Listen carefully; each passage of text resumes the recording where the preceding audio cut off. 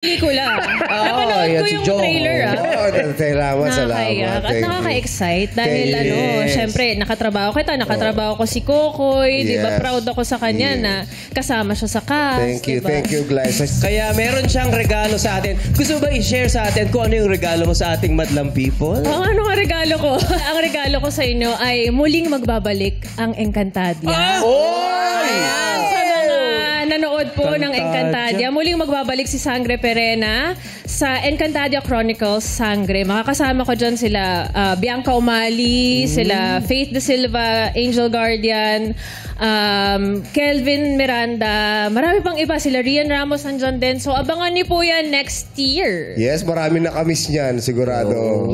Encantadia. Directed by Rico Gutierrez and Enzo Williams. Yun, Si Direk Enzo. Yes, nandun na si Direk Enzo.